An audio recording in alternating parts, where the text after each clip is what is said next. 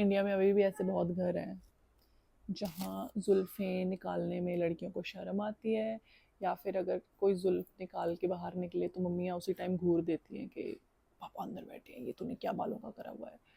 तो वो सेम चीज़ तो मेरे घर पे है ही, और मैंने ऐसे कभी जुल्फ़ें वुल्फ़ें नहीं निकाली हैं। तो आज मैंने सोचा जुल्फ़ें निकाल के बैठ जाती हूँ। मुझे पता है कि बोल लेंगे पापा कुछ नहीं, पर मम्मी ने डर जो अंदर बिठाया हुआ है ना कि पापा हैं, पापा के सामने गाने नहीं सुनने टीवी में, पापा के सामने बहुत सारी चीज़ें हैं जो ऐसे डर इन्होंने। अभी मम्मी यही है कहीं, तभी मैं थोड़ा धीरे बोल रही हूँ, मैंने बोल रही मेरी बात कर रही है तू। और ना फिर बहुत सारी चीज़ें होती हैं जो मतलब कि मम्मी के थ्रू मुझे बोलना पड़ता है कि मम्मी ये ऐसा है, पापा को बोल दो, पापा को पूछ दे कुछ भी। अरे यार, तो फिर मुझे ये बोला जाता है कि हेलो गर्ल, ओके, मैसेज आया।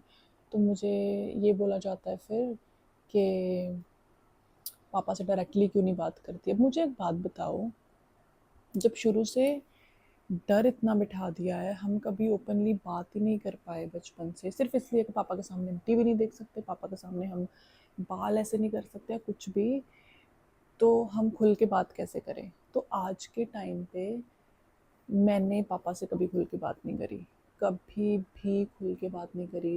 मतलब होता है ना कि मैं बैठ जाऊँ, पापा बैठ जाए, हम आमने सामने हम बात कर लें, वो तो कभी हुआ ही नहीं है। और मुझे नहीं पता कि कभी हो पाएगा कि नहीं हो पाएगा। जब बचपन से तुमने इतना डर बिठा के रख दिया है, और डरने वाला कुछ है भी नहीं।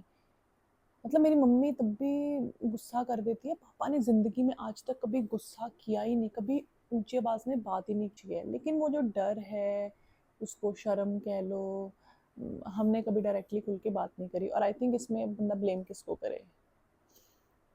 अम, पापा मेरे इंडियन आर्मी में थे और रिटायर्ड हैं अभी। तो डिस्टेंस तो था ही, डिस्टेंस मेक्स सेंस।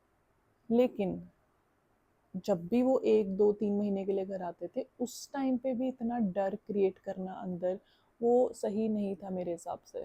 देखो, अगर कोई बड़ा मेरी बात सुन रहा है ना, जो मम्मी है पापा है, अगर आप मम्मी हो या पापा हो, तो प्लीज़ अपने बच्चों के मन में ना इतना भी डर मत बिठाना पापा का या मम्मी का, कि मतलब उनको ऐसा लगे कि यार मम्मी पापा के साथ तो खुल के बात नहीं कर सकते, फिर उनको ऐसा होगा कि नहीं यार बहुत सारे फ्रेंड्स चाहिए।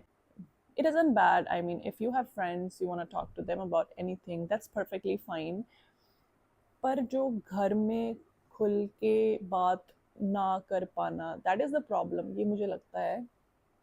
जैसे मेरे पापा वेल एजुकेटेड हैं, मम्मी कम पढ़ी हुई हैं, तो अगर मैं मम्मी के थ्रू बात करती हूँ ना, तो वो जिस तरीके से बात वहाँ पहुँचेगी, तो उसमें कुछ चेंजेस आ जाते हैं, ठीक है। क्योंकि मम्मी वैसे एक्सप्लेन नहीं कर सकती जैसे मैं डायरेक्टली कर सकती हूँ, बट वो डायरेक्टली पहुँचा कैसे जाए, समझ रहे हो। तो वो पहुँचना ही इम्पॉसिबल बनाया हुआ है।